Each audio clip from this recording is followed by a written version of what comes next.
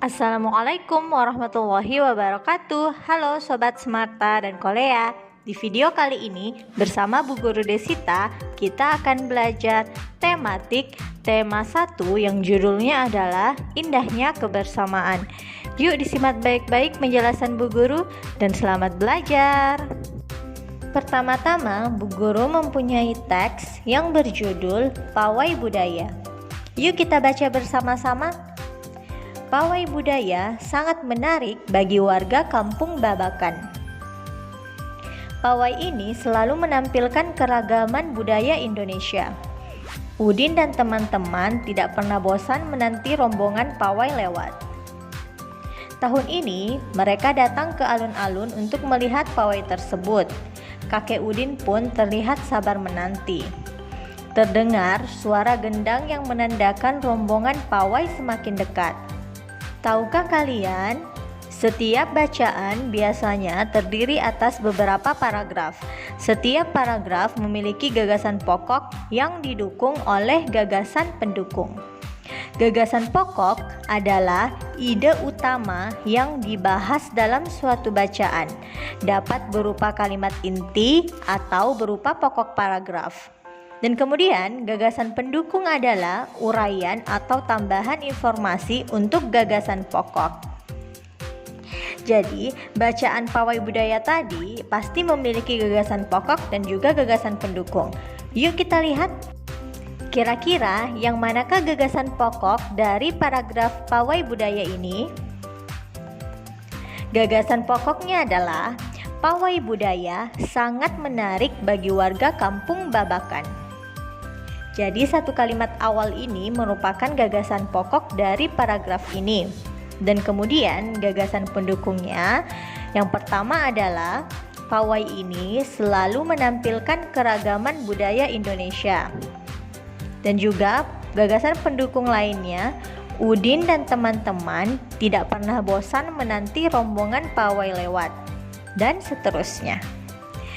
Tetapi inti dari paragraf ini yaitu ada di kalimat yang pertama, pawai budaya sangat menarik bagi warga Kampung Babakan. Kenapa menarik? Karena pawai ini selalu menampilkan keragaman budaya Indonesia. Semoga dipahami ya. Nah anak-anak, kita sudah mengetahui apa itu gagasan pokok dan gagasan pendukung. Selanjutnya, ayo kita lanjutkan bacaan kita tentang pawai budaya. Di barisan pawai terdepan terlihat rombongan dari Maluku. Rombongan laki-laki mengenakan kemeja putih, jas merah, dan topi tinggi dengan hiasan keemasan. Rombongan perempuan mengenakan baju cele. Baju ini terdiri dari atasan putih berlengan panjang serta rok lebar merah. Langkah mereka diiringi oleh suara tifa, alat musik dari Maluku. Bunyinya seperti gendang, namun bentuknya lebih ramping dan panjang. Budaya Maluku sangat unik dan menarik. Pada teks pawai budaya tadi, kalian telah membaca dan mengetahui bahwa ada banyak baju adat, tarian asal daerah, dan alat musik tradisional di Indonesia. Ini adalah bentuk keberagaman budaya. Keberagaman yang pertama adalah keberagaman alat musik tradisional di Indonesia. Yang pertama, ada alat musik saluang yang berasal dari Sumatera Barat. Dan kemudian ada kecapi yang berasal dari Jawa Barat. Ada juga angklung yang juga berasal dari Jawa Barat. Ada juga kendang berasal dari Jawa Barat. Dan yang terakhir adalah tifa yang berasal dari Papua. Alat musik angklung jika digoyangkan akan menghasilkan bunyi seperti ini.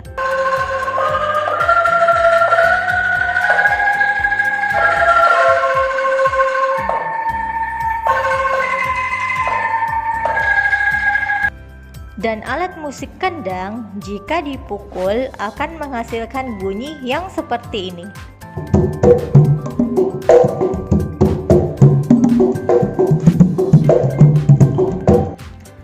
Alat musik yang dimainkan dengan cara dipukul, ditiup, dipetik, digesek, atau ditekan akan menimbulkan getaran dan getaran tersebut akan menghasilkan bunyi.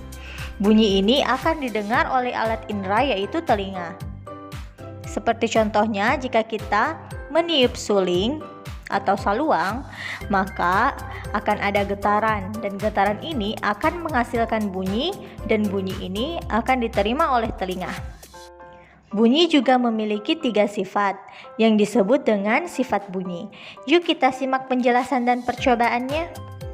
Sifat bunyi yang pertama adalah bunyi merambat melalui udara. Coba perhatikan gambar yang ada di layar kalian. Di sini ada Udin dan juga Benny yang sedang melakukan percobaan. Benny mencoba untuk berbicara dengan menggunakan tali dan suara Benny didengarkan oleh Udin. Ketika Benny bersuara, maka mulutnya menghasilkan bunyi dan juga udara. Dan bunyi ini didengarkan oleh telinga Udin. Sifat bunyi yang kedua adalah bunyi merambat melalui benda padat. Benda padat yang dimaksud adalah kedua kaleng yang digunakan Benny dan juga Udin untuk berkomunikasi. Benny mendekatkan kaleng ke telinganya dan Udin mendekatkan kaleng ke mulutnya dan mencoba untuk berbicara. Suara Udin ini akan didengarkan oleh Benny. Sifat bunyi yang ketiga adalah bunyi merambat melalui benda cair. Benda cair yang dimaksud adalah air yang digunakan Edo. Coba perhatikan gambar. Di sini Edo akan memukul-mukul batu ke arah drum yang berisi air. Dan Edo akan mendengarkan suara pukulan batu dengan menggunakan corong. Itulah ketiga sifat bunyi. Kali ini kita akan berkenalan dengan teman baru, yaitu Pak Semi, Pak Encep, Pak Made, Pak Udin, dan Pak Nur. Mereka berasal dari daerah yang berbeda-beda. Ada yang dari Maluku, Sunda, Bali, Betawi, dan Jawa. Dan tentunya mereka juga memiliki makanan khas yang berbeda-beda.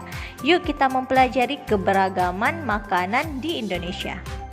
Yang pertama adalah Pak Semi berasal dari Maluku dan makanan khas dari Maluku adalah papeda. Yang kedua adalah Pak Encep.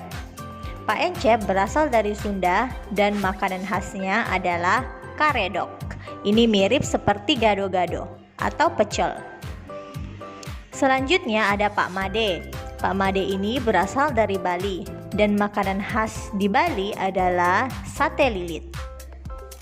Selanjutnya ada Pak Udin. Pak Udin berasal dari Betawi dan makanan khas dari Betawi adalah kerak telur. Selanjutnya ada Pak Nur. Pak Nur berasal dari Jawa dan makanan khas di Jawa adalah gudeg dan masih banyak lagi. Dan yang ini adalah Bu Guru Desita. Bu Guru Desita berasal dari Makassar dan makanan khas yang ada di Makassar adalah coto Makassar. Selain coto Makassar, ada juga sop saudara, palu basah, dan lain-lain. Nah, kita sudah mempelajari berbagai macam keberagaman di Indonesia, seperti keberagaman alat musik, asal daerah, dan juga makanan. Dan sekarang di layar kalian, Bu Guru mempunyai teks yang berjudul Siap Menghadapi Musim Hujan. Teks ini bercerita tentang indahnya persatuan dan kesatuan dalam keberagaman. Silahkan dibaca ya, Bu Guru kasih waktu beberapa detik. Berdasarkan cerita tadi, walaupun Pak Made, Pak Nur, Pak Semi, Pak Udin, dan Pak Encep berasal dari daerah yang berbeda, tetapi mereka tetap menjunjung tinggi nilai-nilai persatuan dan kesatuan. Mereka tetap bersatu membersihkan kampung agar warga terhindar dari banjir. Keberagaman ini telah tercatat di dalam Al-Quran pada surah Al-Hujurat ayat ke-13, yang artinya adalah Hai manusia, sesungguhnya kami menciptakan kamu dari seorang laki-laki dan seorang perempuan dan menjadikan kamu berbangsa-bangsa, bersuku-suku supaya kamu saling kenal mengenal. Baiklah Sobat Smarta dan Kolea, demikian pembelajaran tematik kita kali ini dan sampai jumpa di pembelajaran berikutnya. Wassalamualaikum warahmatullahi wabarakatuh.